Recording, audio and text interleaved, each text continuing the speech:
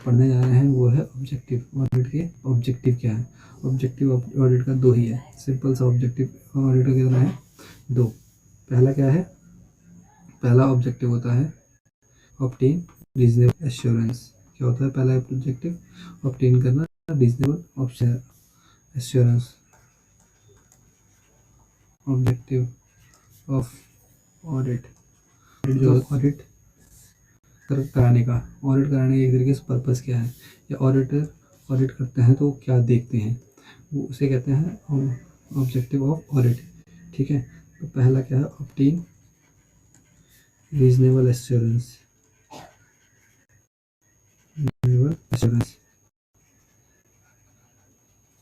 Reasonable assurance की चीज़ क्या होता है कि हाँ फाइनेंशियल स्टेटमेंट जो है वो सब ठीक ठाक है। फाइनेंशियल एश्योरेंस क्या है? एकदम ठीक ठाक है, कोई दिक्कत नहीं है। किस चीज़ से? फाइनेंशियल या कोई गड़बड़ी नहीं। गड़बड़ी किस वजह से हो सकती है?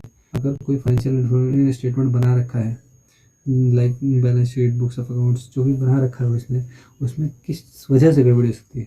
वजह क्या है? तो वजह हो सकती है गड़बड़ी। क्या है? या तो फ्रॉड होगा, ठीक है,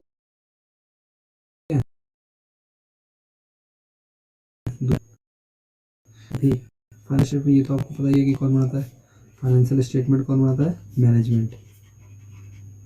मैनेजमेंट बनाती है। क्या बनाती है? Financial statement. ठीक है, फाइनेंशियल स्टेटमेंट कौन बनाता है? मैनेजमेंट। मैनेजमेंट फाइनेंशियल स्टेटमेंट बनाती है। तो हो सकता है, माइट भी पॉसिबिलिटी है कि वो फ्रॉड करे अपने फ़ायदे के लिए।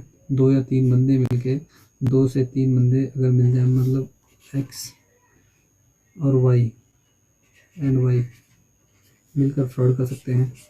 अब आप कहोगे कैसे कैसे फ्रॉड कर सकते हैं, ऐसा पॉसिबल कैसे है? तो देखिए, एक मैनेजमेंट है, मैनेजमेंट ने कहा कि जब भी गुड्स आएंगे ए के पास, तो वो क्या करेगा? पहले बुक्स में एंट्री करेगा, ठीक है, स्टैम्प, बिल पे स्टैम्प लगाएगा और फिर उसको पेमेंट के लिए भेजेगा ए। और यहाँ बी है। बी कौन है? अकाउंट्स में है, ठीक है। वो क्या करेगा? जब ये बिल रिसीव होगा तो ये पेमेंट करेगा, ठीक है। अब ये क्या है? ये दोनों ने अपना आपस में एक वो किया कि भाई मैं बिल दूंगा, तुम पेमेंट कर देना, ठीक है। मैं बिल दूंगा, तुम पेमेंट कर देना। और बिल क्या होगा? फेक, मतलब बिल एक्चुअल में होगा ही नहीं। तो अब ऑडिटर क्या करेगा? ऑडिटर बिल चेक कर सकता है, ठीक है। ऑडिटर ज़्यादा क्या करेगा? बिल चेक करेगा, उसकी जेन्युइननेस चेक कर लेगा। ज़्यादा डिटेल में ऑडिटर कर नहीं सकता क्योंकि उसकी लिमिटेशन है। वो इन्वेस्टिगेशन नहीं कर रहा है, वो खाली बिल देखेगा। अगर उसको जेन्युइन लगता है तो वो आगे बढ़ जाता है, ठीक है। इन्वेस्टिगेशन करेगा नहीं, और अगर उसको बिल जेन्युइन लगा तो वो आगे बढ़ जाएगा। तो इस तरीके से हम कह सकते हैं कि अगर 2 या 2 से दो एम्प्लॉय या 2 से एक्स्ट्रा भी हो जाए, 2 से ज़्यादा एम्प्लॉय भी हो जाए, दो सारे मिलके फ्रॉड कर सकते हैं।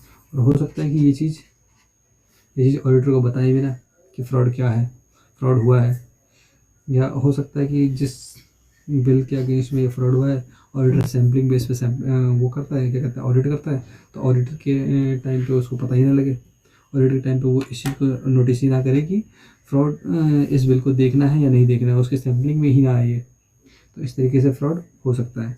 तो पहली चीज़ क्या है कि ऑडिटर ये देखेगा कि फ्रॉड ना हुआ हो, ठीक है। रीजनेबल एश्योरेंस लेगा। रीजनेबल एश्योरेंस और एब्सोल्यूट एश्योरेंस में फ़र्क होता है। एश्योरेंस में फ़र्क होता है। अब आते हैं कि रीजनेबल और एब्सोल्यूट एश्योरेंस में फ़र्क क्या होता है। एब्सोल्यूट एक तरीके से पूरा गारंटी हो जाती है। गारंटी देते हैं कि हाँ भाई सब कुछ ठीक है, ठीक है। एब्सोल्यूट एश्योरेंस का मतलब होता है कि गारंटी है कि सब कुछ ठीक है, ठीक है। और रीजनेबल एश्योरेंस का क्या मतलब हुआ कि हमने जो देखा है, ठीक है, एक सेकेंड। रीजनेबल एश्योरेंस का मतलब है कि हमने अपना जो भी एज पर ऐसे जो है हमारा, वो जो हमने देखा है उसके हिसाब से है।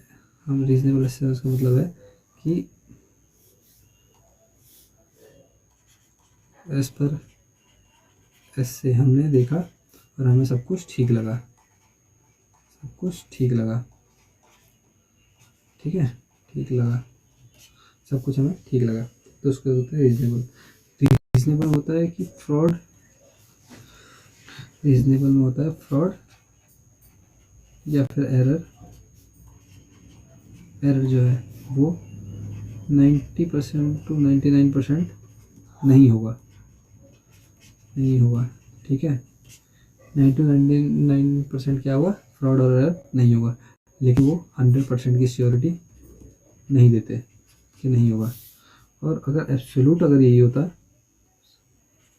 एब्सोल्यूट अगर होता तो इसका मतलब है कि 100% फ्रॉड एंड एरर नहीं है, 100% फ्रॉड एंड एरर नहीं है, एरर नहीं है, ठीक है। हम ऑडिटर अपनी लिमिटेशन की वजह से, ऑडिटर देखो जी, सबकी कुछ एडवांटेज है तो कुछ लिमिटेशन भी है। ऑडिटर की भी कुछ लिमिटेशन है, लिमिटेशन मतलब सीमाएं, एक तरीके से आप कह सकते हैं कुछ सीमाएं हैं ऑडिटर की भी।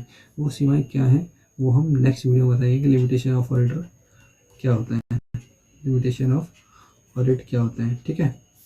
अभी आप रीजनेबल और रीजनेबल एश्योरेंस ही ऑडिटर देता है, क्या कहता है रीजनेबल एश्योरेंस। 100% एश्योरेंस नहीं होता, रीजनेबल का मतलब 90% ठीक है, 90 to 99% ठीक है, मगर इसमें गलती हो सकती है हमारे जजमेंट में, ठीक है। अभी हमने फ्रॉड का एग्जांपल सुना कि फ्रॉड ऐसे हो सकता है, ऐसे ही एरर है, एरर तो भाई ह्यूमन मिस्टेक है, एरर एक ह्यूमन मिस्टेक है, ठीक है, एरर हो सकती है। और एरर, एरर एक तरीके से मिस्टेक कह सकते हैं इसको, ठीक है। ये इंटेंशनल मिस्टेक होती है, इंटेंशनल मिस्टेक होती है, ठीक है। और ये क्या होती है, ह्यूमन एरर, मतलब एक तरीके से अनइंटेंशनल मिस्टेक, इंटेंशनल मिस्टेक होती है, ठीक है। एक होता है ये फ्रॉड जो होता है, फ्रॉड इंटेंशनल मिस्टेक होती है कि जानबूझ के किया जाता है, ठीक है। फ्रॉड जो है वो जानबूझ के मिस्टेक करते हैं, मैनेजमेंट जानबूझ के करती है और उसको छुपाने की कोशिश करती है। और फ्रॉड को पकड़ना एज कम्पेयर टू एरर मुश्किल है, क्या है, फ्रॉड को पकड़ना एज कम्पेयर टू एरर बहुत मुश्किल है, क्योंकि फ्रॉड जो होता है वो जैसे जो होता है सोचा समझा होता है। और कई बार ऐसा होता है कि जिस इन्फॉर्मेशन, जहाँ फ्रॉड होता है उस इन्फॉर्मेशन को ऑडिटर से छुपा लिया जाता है। अब जब आपको कोई चीज़ स्टार्टिंग से ही नहीं बताई जाएगी तो आप कितना ही रोक लोगे और कितना ही क्या कर लोगे। तो इसलिए फ्रॉड को पकड़ना एज कम्पेयर टू एरर बहुत मुश्किल है, ठीक है।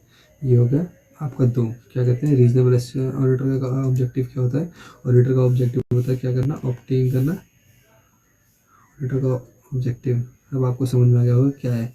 ऑडिटर का ऑब्जेक्टिव क्या है, ऑब्जेक्टिव क्या है, ऑब्टेन करना, क्या ऑब्टेन करना reasonable assurance, reasonable assurance,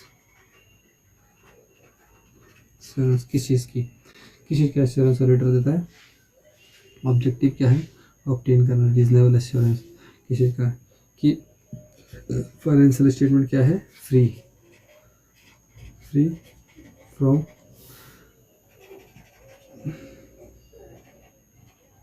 material miss statement, ठीक है।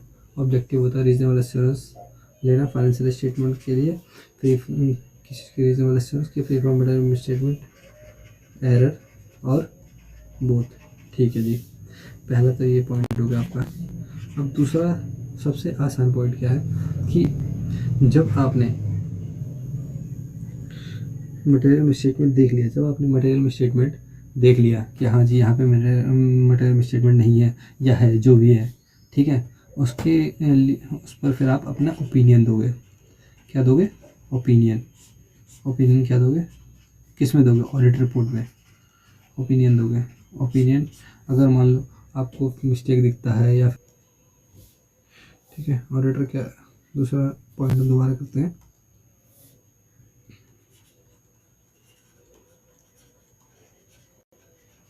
ऑडिट रिपोर्ट, ठीक है, सॉरी, ऑडिटर क्या करेगा, अपना ओपिनियन देगा।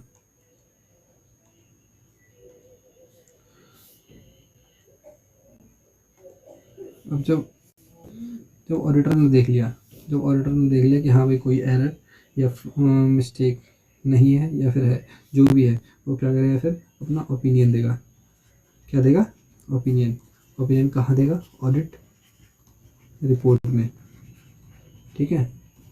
पहले क्या करेगा, ऑब्जेक्टिव अपने अचीव करेगा, रीजनेबल एश्योरेंस लेगा, फ्री फ्रॉम मटेरियल मिसस्टेटमेंट है या नहीं है, जो भी है, अगर है तो उसका देगा, नहीं है तो उसका भी बताएगा कि नहीं है, उसके अकॉर्डिंग फ्रॉड एरर या जो भी है या नहीं है। आप पहले अपनी ओपिनियन बनाएगा, फिर उसको रिपोर्ट करेगा ऑडिट रिपोर्ट में, फिर कम्युनिकेट करेगा। कम्युनिकेट किससे करेगा, मैनेजमेंट से या फिर उससे हायर लेवल से, एज पर SA 265 हायर लेवल एज पर स्टैंडर्ड ऑन। उसके बाद बस यही हमारा स्टैंडर्ड ऑन ऑडिटिंग है। उसके बाद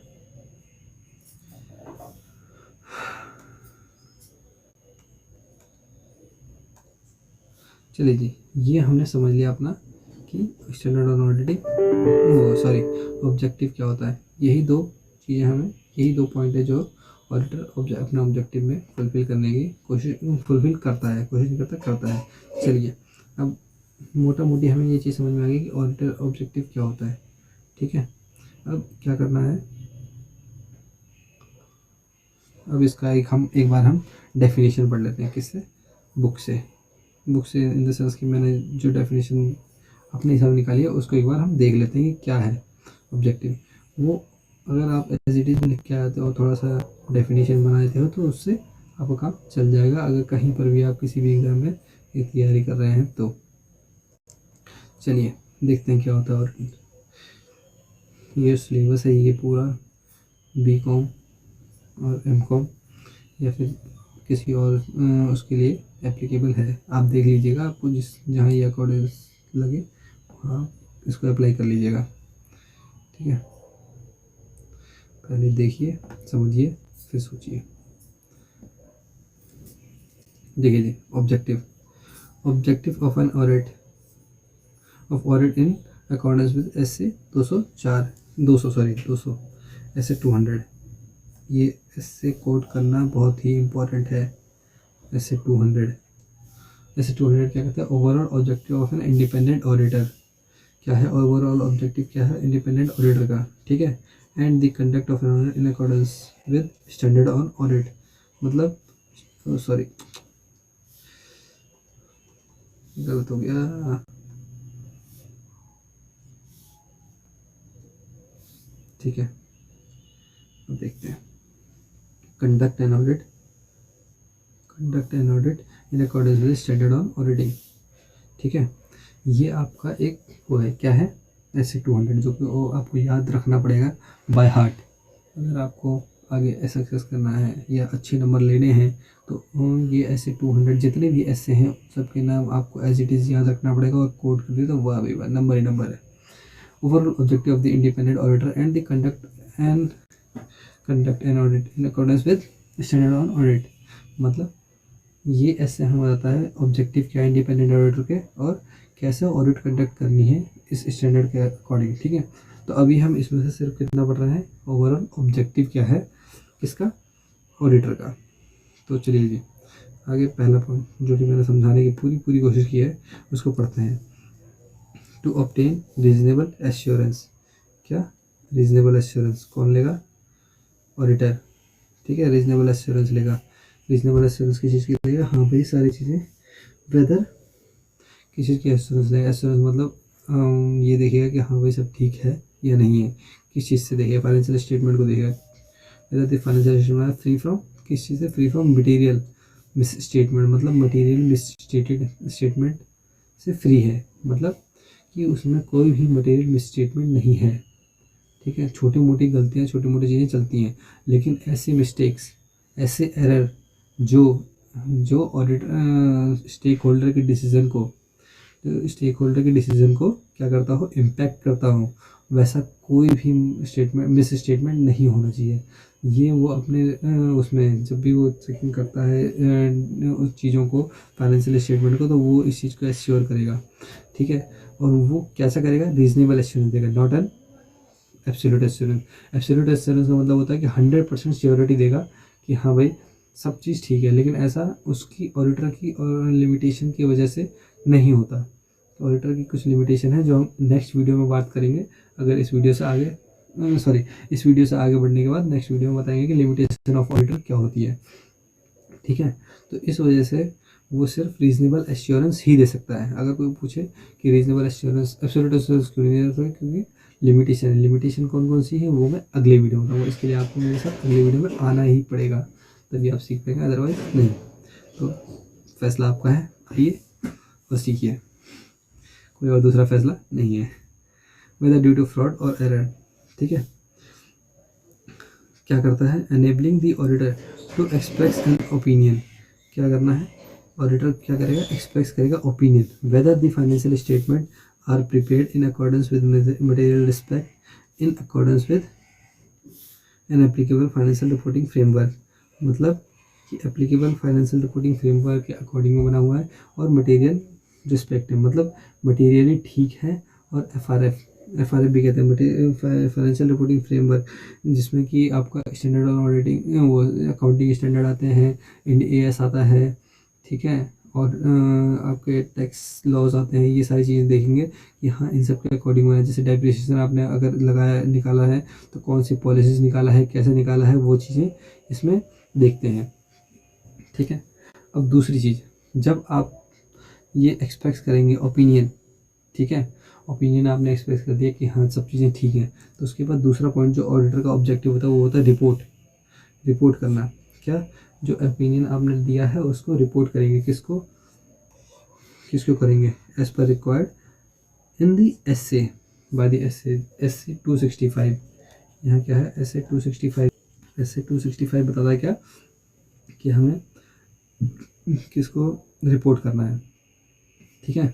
वो हम ये एसए 265 भी बड़ा है क्योंकि इसमें गवर्नमेंट कंपनी के लिए अलग है, प्राइवेट सेक्टर के लिए अलग है, और क्या मिस्टेक हुआ तो किसको करना है, क्या फ्रॉड हुआ तो किसको करना है, ये सारी चीज़ें बताता है, ठीक है। इसके बाद क्या क्या हमें पॉइंट याद रखना है वो देखते हैं, क्या क्या पॉइंट हमें याद रखना है। अब हमने ये पढ़ लिया है कि ऑब्जेक्टिव क्या होते हैं। तो पहला रीजनेबल एश्योरेंस निकालना होता है, किस चीज़ से, फ्रॉड एंड एरर और बोथ दोनों से। फिर उसके बाद ऑडिटर क्या करेगा, एक्सप्रेस करेगा ओपिनियन देने के बाद ऑडिटर क्या करेगा, रिपोर्ट देगा, ठीक है। ओपिनियन फ्रेम करेगा, ओपिनियन को किस में डालेगा, रिपोर्ट में, ऑडिट रिपोर्ट, जिसे हम ऑडिट रिपोर्ट भी कहते हैं। आपने कई जगह देखा भी होगा ऑडिट रिपोर्ट, अगर नहीं देखा तो कोई बात नहीं, इन फ्यूचर हम आपको सब कुछ दिखाएंगे, ठीक है। तो ऑडिट रिपोर्ट देगा, ऑडिट रिपोर्ट में क्या वो अपने मेंशन करेगा जो भी उसको लगा, अगर एरर है तो एरर दिखाएगा और नहीं है तो नहीं। ऑडिट रिपोर्ट में भी वो अपने ओपिनियन देता है, एडवर्स डिस्क्लेमर करके वो ओपिनियन देता है अपने, ठीक है। जो अब आते हैं पॉइंट्स, अब इन सब में क्या पॉइंट्स हैं, ठीक है। पॉइंट कौन कौन से होते हैं, रिमेंबर, जो कि हमें याद रखने हैं। अगर मान लो कभी आपको क्वेश्चन आ जाए ऐसा, तो उसके पॉइंट्स भी लिखने पड़ेंगे। खाली आप अगर डेफिनेशन लिख दोगे और उसके पॉइंट्स को एलिब्रेट नहीं करेंगे तो फिर कोई फ़ायदा नहीं होगा। इसलिए कोशिश करना कि ये सब पॉइंट लिख दें, ठीक है। तो पहला क्या है, पॉइंट्स टू रिमेंबर। अगर ये 4 पॉइंट अगर आपने लिख दिए तो डेफिनेटली आपको पूरे नंबर मिल जाएंगे। पहला, ऑब्टेन एंड रीजनेबल एश्योरेंस, जो कि मैंने बता दिया, किस चीज़ से, कि financial statement as a whole, मतलब पूरी financial statement free from material misstatement, मतलब free from misstatement, fraud, error और बोथ, फ्रॉड एरर और दोनों से, क्या पता दोनों ही हो, क्या पता दोनों ना हो, क्या पता एक हो, तो इसलिए फ्रॉड एरर और बोथ क्या करता है। फिर उसके बाद पहले रीजनेबल एश्योरेंस देता है, किसी चीज़ का फाइनेंशियल स्टेटमेंट फ्री है तो उस पर ओपिनियन देता है कि हाँ फ्री है कि नहीं है, इस चीज़ का ओपिनियन देता है। ओपिनियन देने के बाद फिर उसको कम्युनिकेट करता है अकॉर्डेंस विद एसए, ठीक है। अब देखते हैं एक चीज़ आपको एक छोटी सी और ये बता देते हैं कि रीजनेबल एश्योरेंस, जो कि मैंने स्टार्टिंग में वीडियो के स्टार्ट होते ही बता दिया था कि रीजनेबल एश्योरेंस जो होता है वो एब्सोल्यूट एश्योरेंस से बिल्कुल डिफरेंट होता है। एब्सोल्यूट एश्योरेंस एक तरीके से आपकी गारंटी हो गई, जो कि ऑडिट रिपोर्ट गारंटी नहीं देता है। ये सिर्फ और सिर्फ आपको रीजनेबल एश्योरेंस देता है जो उसने देखा है, क्योंकि ऑडिटर की लिमिटेशन की वजह से वो उसको एब्सोल्यूट एश्योरेंस नहीं दे सकता है। ठीक है, अब हम एक एग्जाम्पल लेते हैं। क्या लेते हैं? एक एग्जाम्पल।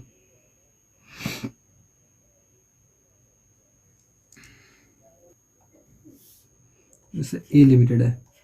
कौन है?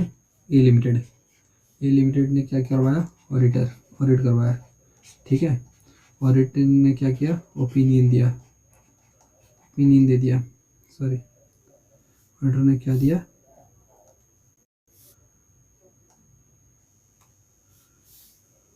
ए लिमिटेड ने ऑडिट करवाया, ऑडिटर ने उस पर ओपिनियन दिया। ए लिमिटेड ने ऑडिट करवाया, ऑडिटर ने फिर उस पर ओपिनियन दे दिया कि एज पर ऑडिटर ने ओपिनियन क्या दिया कि सब कुछ ठीक है। ठीक है, ऑल इज वेल। ऑडिटर ने ओपिनियन दिया ऑल इज वेल। ठीक है, ऑडिटर का ओपिनियन था। तो फिर कुछ दिन बाद, मान लो 6 महीने बाद, आफ्टर 6 मंथ्स क्या हुआ कि पता चला कि कंपनी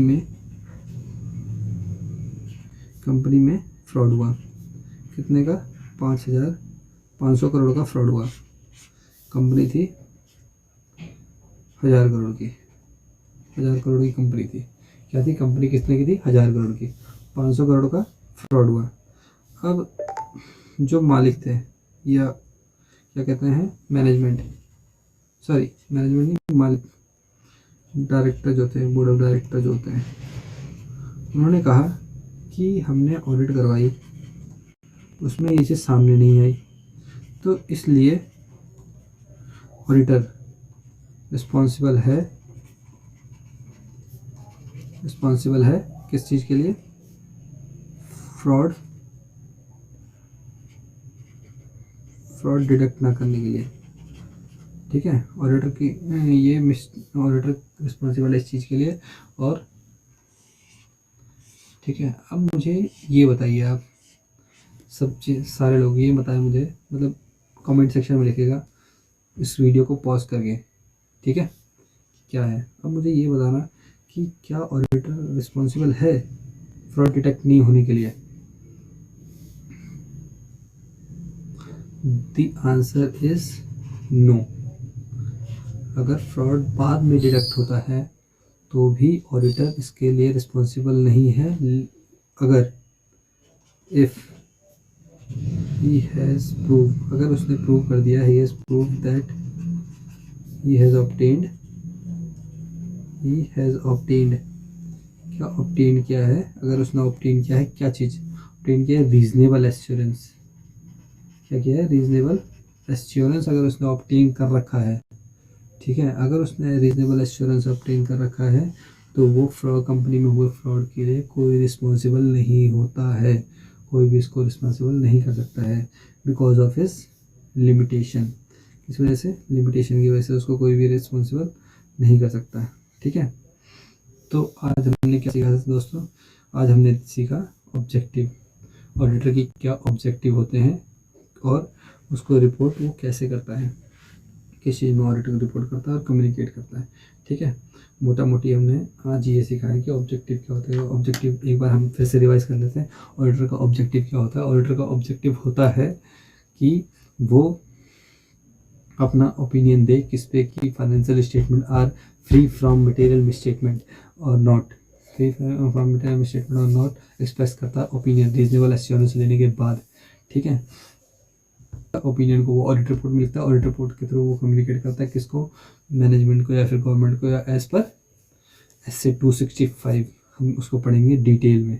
तो आज के लिए हमारी वीडियो यहीं तक के लिए है, और अगली वीडियो में हम देखेंगे लिमिटेशन ऑफ ऑडिट। ठीक है, और लिमिटेशन ऑफ ऑडिट क्या होती है, और ऑडिटर को ऑडिट करते समय ऑडिटिंग के अलावा, examination of books of accounts के अलावा क्या क्या चीज़ें का ध्यान रखना पड़ता है, ये हम आने वाले वीडियो में सीखेंगे। मतलब ऑडिटर को एग्जामिनेशन करते समय किन किन चीज़ों के बारे में, कौन कौन सी चीज़ें आनी चाहिए, इसके बारे में हम सीखेंगे नेक्स्ट वीडियो में। तो नेक्स्ट वीडियो के लिए still stay connected and stay connected only. Okay, bye, good night.